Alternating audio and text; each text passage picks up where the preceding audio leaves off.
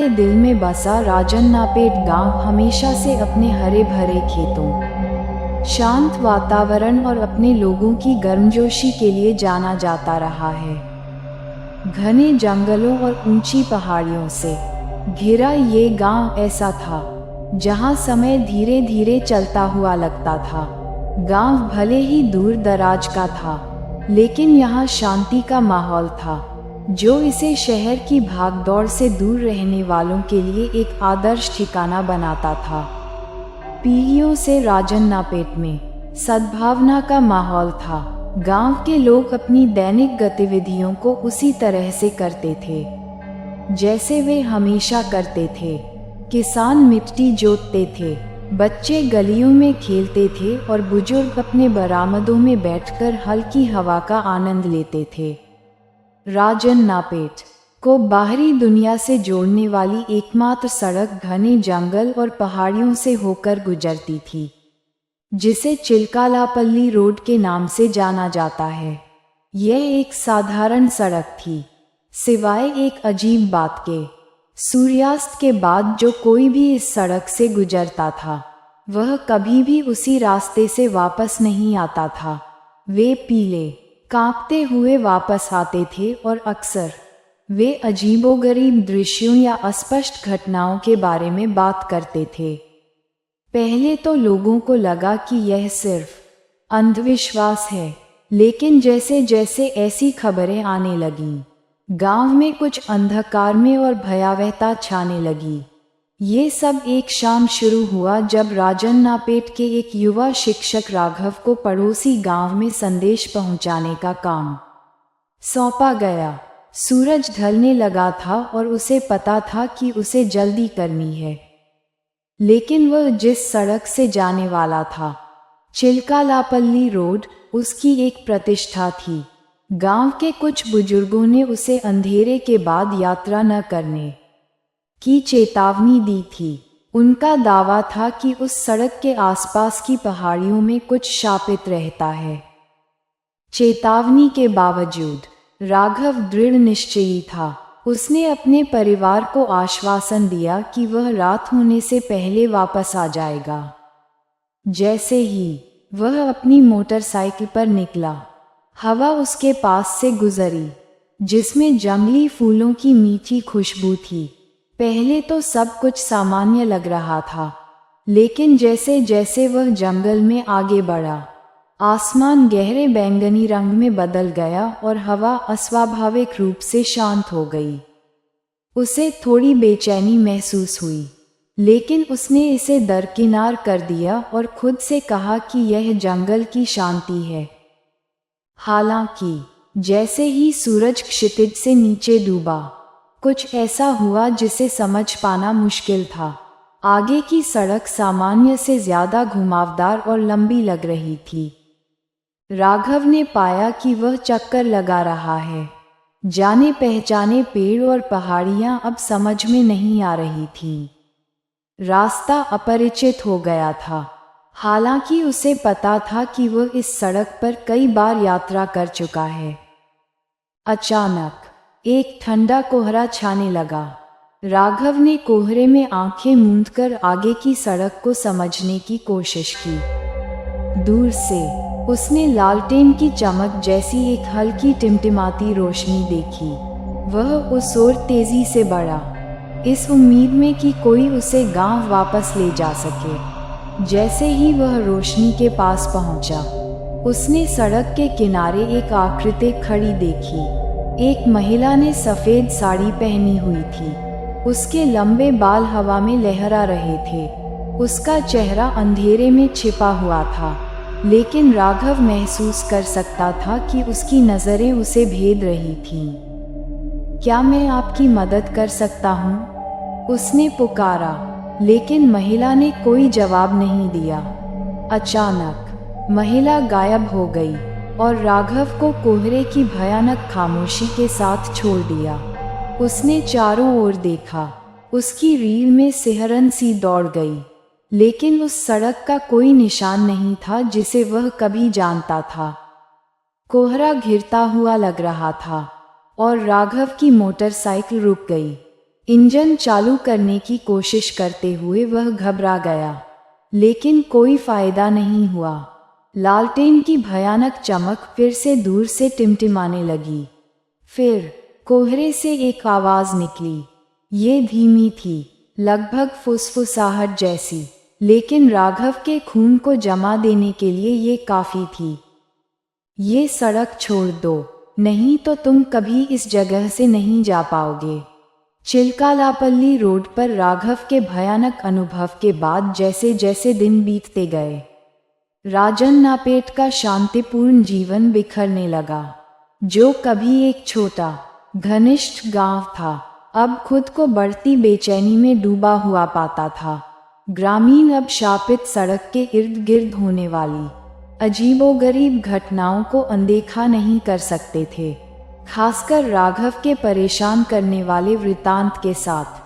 हवा में ठंडक बढ़ती जा रही थी और सड़क के बारे में हर फुसफुसाहट वाली बातचीत से सभी को ऐसा लग रहा था जैसे वे किसी ऐसी चीज के किनारे पर हैं जिसे वे समझ नहीं पा रहे हैं। राघव की वापसी रहस्य में डूबी हुई थी, क्योंकि वह एक बार वह आत्मविश्वासी युवा शिक्षक का मात्र खोल बन गया था। उसकी आंखें चौड़ी और भयभीत अब उसके पहले के दिनों की खुशी को प्रतिबिंबित नहीं करती थीं। वह घंटों अपने पोर्च पर बैठा, दूर तक खाली घूरता रहा, मुश्किल से एक शब्द बोल पाया। जब उसने बोला तो उसकी आवाज कांप रही थी। एक सुबह गांव का युवक शिवा, जो हमेशा चिलकापल्ली रोड पर छिपे रहस्यों के बारे में जानने को उत्सुक रहता था, राघव के पास पहुंचा। वह अपनी दादी से सड़क के बारे में डरावनी कहानियां सुनकर बड़ा हुआ था, लेकिन उसके व्यवहारिक स्वभाव ने उसे हमेशा उन्हें अंधविश्वास मानकर खारिज करने के लिए प्रेरित किया था। हालांकि राघव की कहानी सुनने के बाद शिवा को आश्चर्य होने लगा कि क्या कहानियों में उसकी कल्पना से कहीं अधिक था। राघव, बताओ क्या हुआ? शिवा ने पोर्च पर अपने दोस्त के पास बैठकर धीरे से पूछा। सूरज उग रहा था, खेतों पर गर्म चमक बिखेर रहा था, लेकिन हवा में तनाव के कारण सब कुछ ठंडा लग रहा था। राघव ने उसका सामना किया। उसका चेहरा पीला और थका हुआ था। चाय का प्याला थामे हुए उसके हाथ कांप रहे थे। उसकी आवाज फुसफुसाहट से थोड़ी ही ऊपर थी। मुझे नहीं पता शिवा, मुझे नहीं पता क्या हुआ। सड़क ऐसा लग रहा था जैसे बदल गई हो। मैं गाड़ी चला रहा था, पहले तो सब कुछ सामान्य था, लेकिन फिर पेड़ वे चारों ओर से घिरने लगे।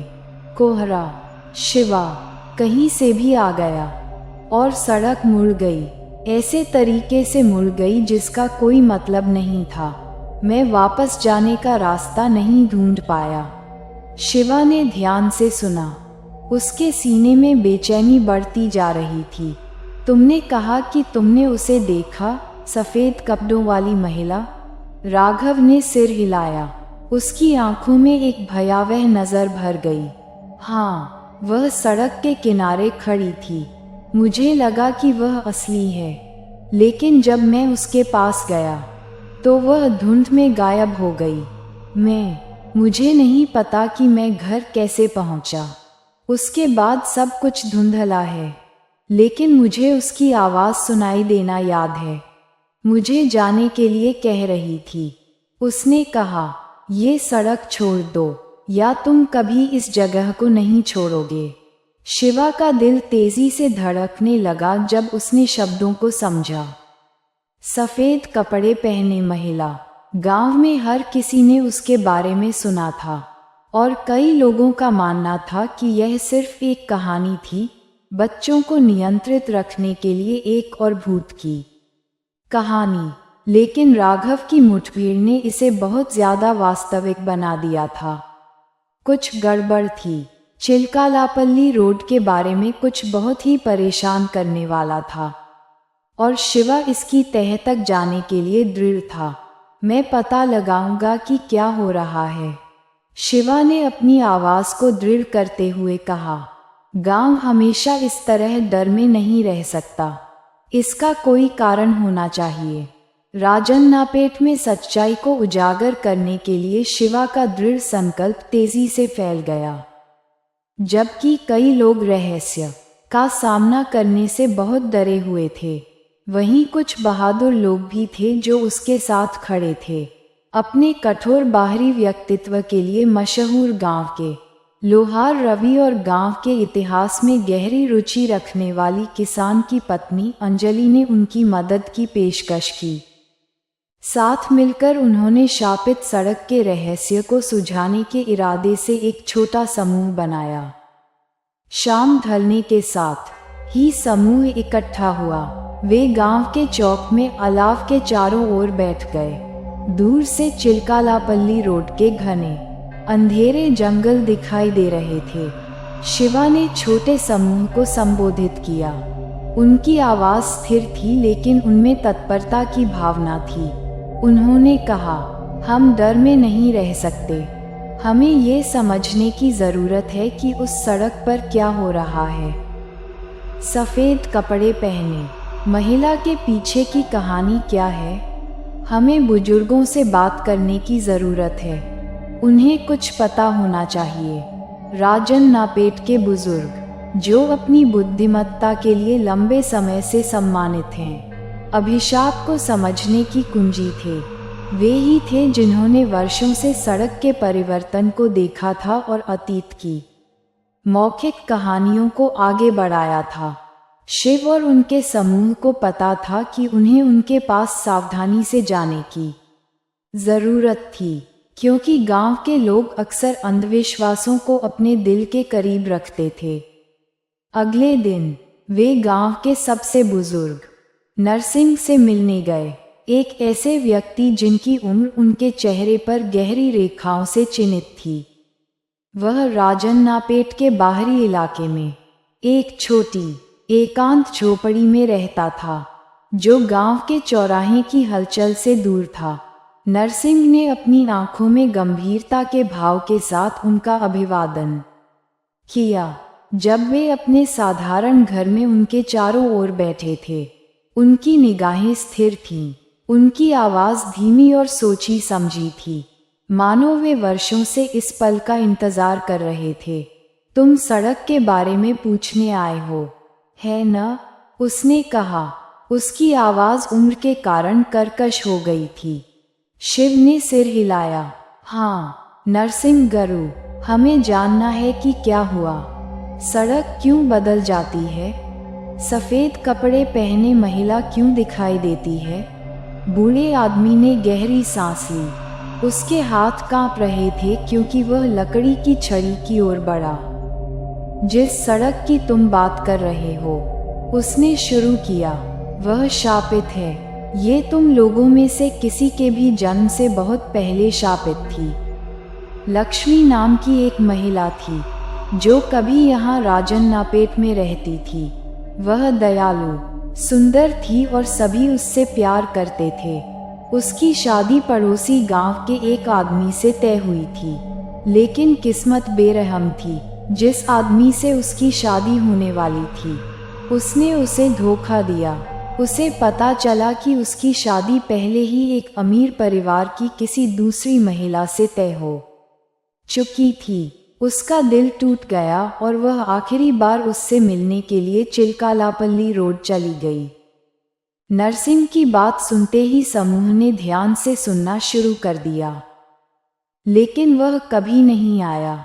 लक्ष्मी कई दिनों तक सड़क के किनारे उसका इंतजार करती रही, उसे पुकारती रही, उससे वापस आने की विनती करती रही। उसने जाने से इनकार कर दिया। उसे विश्वास था कि अगर वह काफ़ी देर तक इंतज़ार करेगी तो वह अपने होश में आ जाएगा, लेकिन वह आदमी कभी नहीं आया। दिल टूट गया और निराशा में लक्ष्मी ने सड़क के किनारे बहने वाली नदी में अपनी जान ले ली। वह डूब गई और तभी से अभिशाप शुरू हुआ। नरसिंह ने कुछ देर रुककर अपने चेहरे पर गंभीरता दिखाई। उस दिन से लक्ष्मी की आत्मा चिलकालापल्ली रोड से बंध गई। वह भटकती है, उस आदमी की प्रतीक्षा करती है जिसने उसे धोखा दिया था, और वह यात्रियों को कोहरे में ले जाती है। सूर्यास्त के बाद सड़क से गुजरने वाले लोग अक्सर धुंध में फंस जाते हैं, भ्रमित हो जाते हैं, समय में खो जाते हैं। कुछ लोग कोहरे में उसकी फुसफुसाहट भी सुनते हैं। यदि आप उसे देखते हैं और मदद नहीं करते हैं, तो वह आपको सड़क पर खींच ले जाएगी, कभी वापस नहीं आएगी। नरसिंह के शब्दों के बाद जो सन्नाटा छा गया, वह भारी था, मानो श्राप का भार उन सभी पर आ पड़ा हो। शिव का दिल तेजी से धड़कने लगा और उसकी हड्डियों में गहरी ठंडक फैल गई। यह कोई महज भूत की कहानी नहीं थी। लक्ष्मी का दर्द सड़क के बहुत ही ताने बाने में समा गया था, जिससे एक ऐसी जगह बन गई थी जहां जीवित और मृत के बीच की सीमाएं धुंधली हो गई थीं। आत्मा को शांति पाने में मदद करने के लिए दृढ़ संकल्पित शिव और उनका समूह रात में सड़क पर चलने के लिए निकल पड़े। लालटेन, धूपबत्ती और अपने साहस से लैस होकर वे चिलकापल्ली रोड की ओर बढ़े। हवा भारी लग रही थी और उनके आसपास की दुनिया शांत होती जा रही थी, मानो सड़क ने अपनी सांस रोक रखी हो। फिर उन्होंने उसे देखा। लक्ष्मी, एक बहती हुई सफ़ेद साड़ी पहने, सड़क के किनारे दिखाई दी। उसके लंबे बाल हवा में लहरा रहे थे। उसका चेहरा पीला था, उसकी आंखें खोखली थीं और उसके होंठ कांप रहे थे, मानो वह बोलने की कोशिश कर रही हो, लेकिन कोई शब्द नहीं निकला। शिव आगे बढ़े। उनकी आवाज़ शांत लेकिन करुणा से भरी हुई थी। लक्ष्मी, उन्होंने धीरे से पुकारा, हम तुम्हारा दर्द समझते हैं। हम जानते हैं कि तुम इतने लंबे समय से उसका इंतज़ार कर रही हो। तुम्हें अब और इंतज़ार करने की ज़रूरत नहीं है। कृपया सड़क छोड़ दो, चलो हम तुम्हें शांति पाने में मदद करते हैं। काफ़ी देर तक लक्ष्मी की आत्मा वहाँ खड़ी रही। उसकी नज़र शिव पर टिकी रही। हवा पेड़ों के बीच से फुसफुसाती हुई गुजरी और कोहरा उनके चारों ओर घूमता हुआ लग रहा था। फिर लक्ष्मी के होठों से एक नर्म आह निकली और उसका रूप धीरे धीरे धुंध में विलीन होने लगा। सड़क पर राहत की सांस लेते हुए दमनकारी माहौल खत्म होता हुआ दिखाई दिया। अभिशाप टूट चुका था। अगली सुबह राजन नापेट को शांति का ऐसा एहसास हुआ जो उसे सालों से नहीं मिला था। चिलकालापल्ली रोड पर कभी छाया हुआ कोहरा गायब हो चुका था और सड़क अब भूतिया उपस्थिति से मुक्त। बस एक और रास्ता था जो गांव को बाहरी दुनिया से जोड़ता था। जो लोग कभी इससे डरते थे, अब इस पर आसानी से चल रहे थे। शिवा, रवि और अंजलि को हीरो के रूप में सम्मानित किया गया, लेकिन वे जानते थे कि असली हीरो लक्ष्मी थी, जिसकी आत्मा को आखिरकार शांति मिल गई थी। गांव अपने शांत, सरल जीवन में लौट आया और शापित सड़क की फुसफुसाहट किंवदंती में बदल गई। लेकिन कभी कभी जब हवा ठीक होती है और चांदनी सड़क पर ठीक से पड़ती है, तो यात्री कसम खाते हैं कि उन्हें एक महिला की आवाज़ की हल्की सी प्रतिध्वनि सुनाई देती है, जो एक आखिरी आभारी शब्द कहती है, धन्यवाद। आशा है कि आपको ये काल्पनिक कहानी पसंद आई होगी। अधिक रोचक वीडियो के लिए अपने दोस्तों के साथ साझा करें और अधिक मज़ा के लिए चैनल को सब्सक्राइब करें। धन्यवाद दोस्तों। 2 दिन बाद फिर मिलेंगे एक और कहानी के साथ।